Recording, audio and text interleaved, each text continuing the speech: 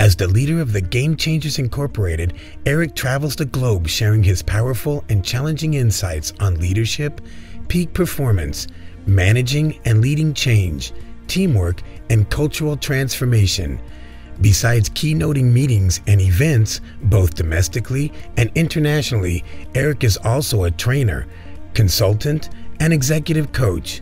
His leadership and employee development programs have been translated into 7 different languages for clients around the world. Prior to his corporate work, Eric played in the National Football League for the New York Jets and Green Bay Packers, where he was introduced to many of the principles of high performance he shares today. Thank you so much. Thank you. So I actually had a coach who told me one time, hey, you got a lot of potential, 18. I was like, oh, thanks, coach. He's like, that just means you haven't done anything yet, okay? Here's what I do want you to understand, is that the reason why this conversation about what our potential is so important, and our potential that we have is not necessarily, now here, I'm talking to leaders now, I'm talking to the leaders. It's easy sometimes for your people to confuse our numbers with our potential. Our numbers with our potential. Our successes with our potential. They are not one and the same. Because sometimes our numbers are good, and it's not downplaying how good we are. But sometimes we're that good because who we're competing against is that bad. And if you make the standard just being a little bit better than who you're competing with, they may not be that good, so they can't be the standard. It's okay to have a benchmark, but the real question is, what would this look like if we were actually reaching our potential? Not how well are we doing in comparison to who we're going against. Does this make some sense? I'm telling you, when leaders get this changes the game. It's important that we spend time giving clarity to our team about where we're going as an organization. But here's some information you should also have. Where do they want to go? What do they want to do? What matters to them? Now here's what I want you to understand. This is the principle now. Your people will help you accomplish your goals, but they're only going to do it for their reasons. Your goal, their reasons. What are their reasons? When they get a chance to sit there and identify what matters to them. It's not just what matters to A Wireless. It's not a strong enough motivator. Yeah, we got all these things that measure, but I'm telling you, what I'm describing right now is like a performance-enhancing drug. I mean, when your boss comes to you and tells you, this is what the company is about, but tell me something. What do you want? What do you desire? What are your goals? Not just at work, but in other areas of life. And sometimes the only thing the boss does is walk in and ask, so how's your goals coming? Do you feel like you're moving towards them? Do you know how that is so powerful, because all of a sudden it causes me to get excited about the goals and the visions of the organization. Many times I ask leaders, I said, what's the quality that a leader must possess for you to willingly follow them? What's the quality a leader must possess for you to win? I'm not saying they're still not positionally ahead of you. I'm talking about for you to willingly say, I'm following that leader. What's that quality that that leader must possess for you to willingly follow them? And you hear all kinds of answers. I want you to think about that, because I'm going to have you have that little conversation at your tables. But here's what's interesting. The next question I typically ask is, what's the evidence that that leader possesses that quality? And almost every time the evidence is what they do, not what they say. You know what I discovered is that they say that the nerve endings from your eyes to your brain are 25 times larger than the nerve endings from your ears to your brain. So that means what you say has very little impact in comparison to what you do. So when you're coaching your people, speak to the greatness in them, not just the weakness. Speak to the greatness in them, not to the weakness. But just let them know, now I'm in the business of allowing your greatness to shine that much more. You're going to still coach them similarly, but now the umbrella, the theme that's over the top of it is so different. I now hear it differently, because now it doesn't sound like just criticism. It sounds like an investment to allow me to become great. The real thing that I pay attention to and care about is, are they learning with me and not just listening to me? I mean, what are they thinking about? What are they capturing? Am I triggering a thought? Are they thinking of specific individuals or situations when they're hearing my information? Many times I know I'm told, we would love to have you inspire our people, have them walk out with hope, feeling good. And I believe in all that. But I'm, even in my playing days, being motivated to like run faster, when it's not motivation you need, sometimes it's directional change that you need. And so my goal is to motivate them to actually do something in the direction that the organization wants to go. I was in Florida. I had a gentleman who was leading an organization. He says, Eric, tell my people, let them know. What happens if they don't perform well? I said, what do you mean? Tell them what happens in the NFL. When players don't perform well, when things don't go well, tell them what happens. I said, are you sure you want me to tell them? He said, yes. I said, okay. They fired a coach.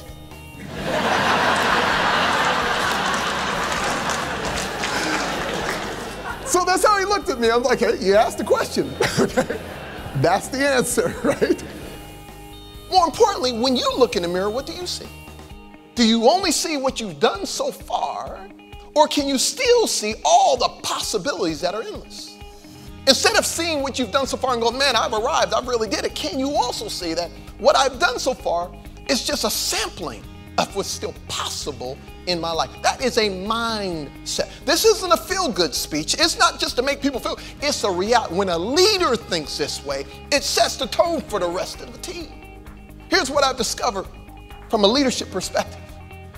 You give me a leader who's committed to their own growth, you're showing me a team who's completely committed to growth.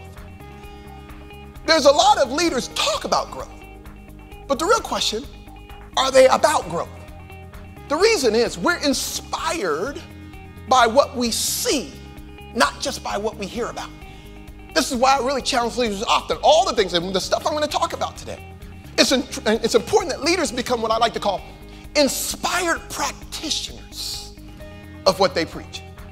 It's my practice of it that inspires you, not just my discussion of it. You can see it in action. This is why I'm telling you, the individuals who are always at the top of their game and they stay at the top of the game are the ones you need to spend time talking with. I ask groups every time, everyone who wants to be at the best of what they do. I said, hey, look, do you know who your top salespeople are in your group? Most people say yes. I says, when's the last time you gave them a phone call? When's the last time you had lunch with them? When's the last time you went and specifically spent time with them? Don't do like I did. See, when I was playing NFL, I was playing with the New York Jets. I had a teammate of mine named Paul Wilson. I was number 18. At the time, he was number 89. And here's what we did. Every time you looked at the sideline, you saw 1,889 or 8,918. And we were standing right next to each other. And isn't it funny, the two guys who weren't playing found each other. And what did we do when we found each other? Complain about why we weren't on the field. Now, you would think we would spend time with, I should have been standing as often as possible next to number 80 and 81 and 82 and number 88. I should have been spending more time with Altoon. I should have been spending more time with the guys who were getting it done. No, I talked about those guys, but I spent time with people just like me. Is this making sense? But here's the thing I know.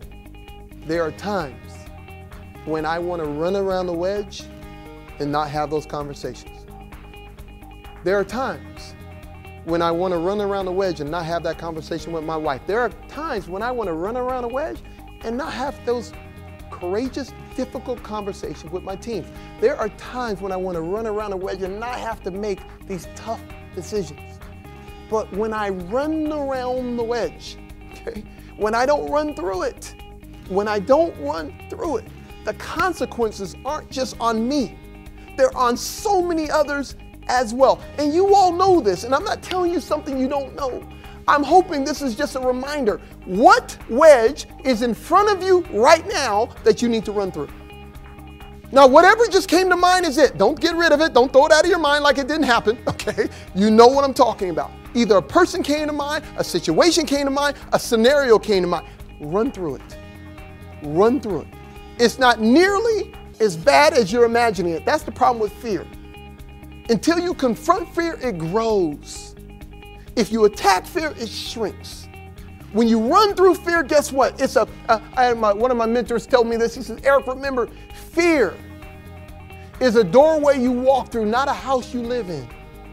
And too often we allow, not only ourselves, but as leaders, we gotta make sure we're not letting our people live in that same place. What if, to the point where it causes people not to move at all?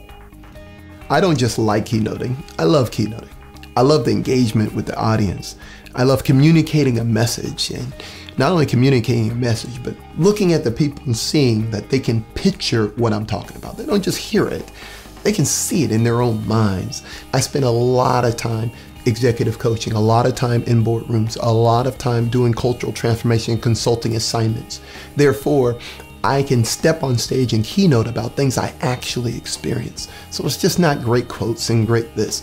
I get a chance to see what these principles look like implemented because I get to be part of the implementation. So that's what I love. Sometimes it's fun to just be on a stage and inspire and connect. But then I also get the benefit of doing the real work that comes with taking that message and really getting it embedded. And I think that's what also allows me to enjoy what I'm keynoting, because I know what I'm talking about actually works. If you go to your people right now and ask them, okay, what's our #1 goal right now? Why do you think that #1 goal is important? I'm throwing this out there. This seems so simple, but it's amazing. I have yet to have leaders leave a conference, go ask their people, what do you think is the #1 priority right now? What do you think is the most important thing we need to do? And not come out of that conversation shocked. Because you assume that we're all on the same page, and you'll be shocked how seldom you are. There's a reason in football we huddle after every play. There's a reason we watch film after every game. There's a reason we do all those things. Why? So we can maintain alignment. This is one of those things, simple to do, and also simple not to do. I didn't tell you, how do I get rid of the fear of the unknown? I just said, how do you get rid of the fear? Uncertainty, failure, rejection are just part of success. You don't get rid of those. Every single time you make a transformation, you're gonna have to face those again. Don't look anybody in the face.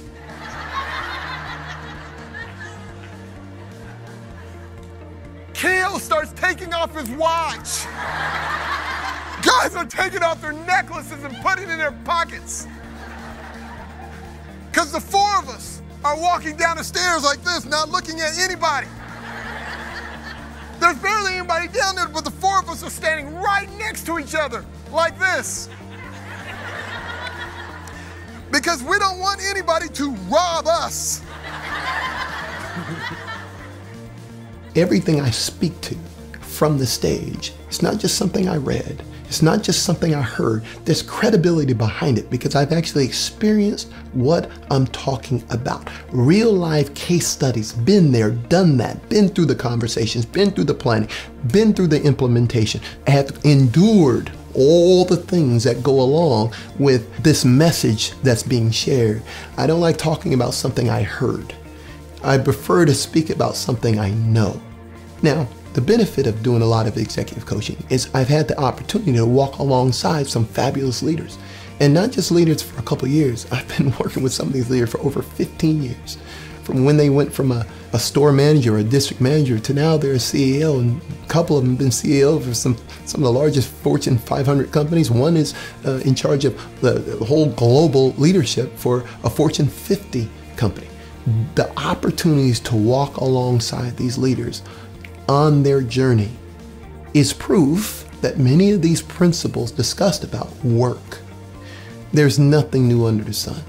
But my passion and excitement about the information is I've seen them work in my own life. Therefore, anytime I speak to an audience, my goal always is to be as authentic as I possibly can. That means what I'm talking about, I've seen it work. If I haven't seen it work, it won't come out of my mouth. But you also have to decide what's the one thing you're gonna do when you leave here. I'm telling you, I've heard a lot of great halftime locker room speeches in my time. But I also know there's a lot of time we just went out in the second half and just made the same mistakes faster. Sometimes there needs to be an adjustment. We need to decide, what are we going to do differently? Thank you so much for having me. Appreciate it. Thank you. Thank you. Thank you so much.